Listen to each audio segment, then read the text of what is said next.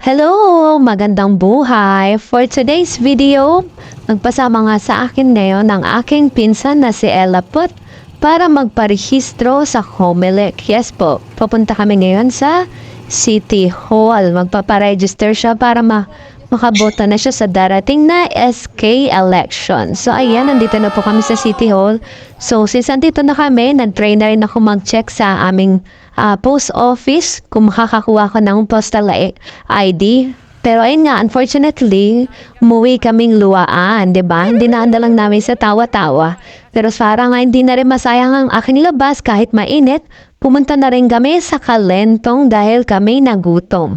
So naghanap nga kami ng merienda. So sa mga familiar dito na taga Mandaluyong, sa may ilalim ng Kalentong Palengke Market, ang dinadayong sikat na lugawan ni Long Hair. Yes po, lugawan ni Long Hair. Marami pong for sure na familiar dito, lalo-lalo na yung mga taga Mandaluyong.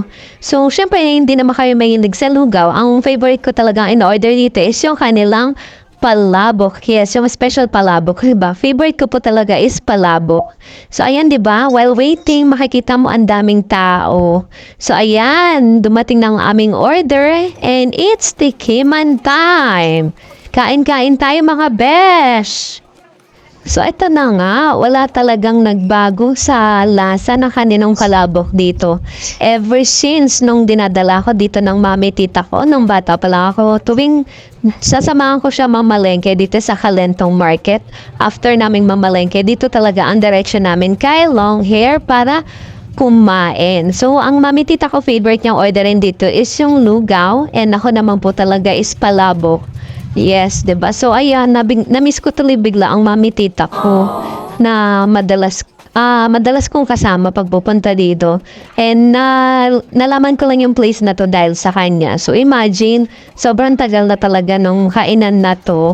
Bata pa lang ako, meron na siya. So, 'di ba? Hanggang ngayon mukha pa rin akong bata. Charot, 'di ba? Sa height lang naman, 'di ba? O ayan na. Sa height lang baka mamaya mambash pa kayo. Char. So, syempre, after ng main course, hindi talaga mawawala sa inyong perlas ang dessert. So, umorder talaga ako ng halo-halo.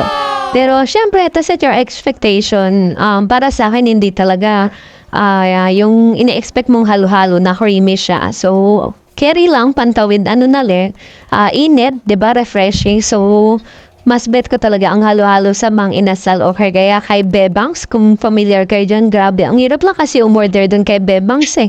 Kailangan, 2 hours prior. Diba? So, ayan, tapos na po kaming kumain. Thank you, bye!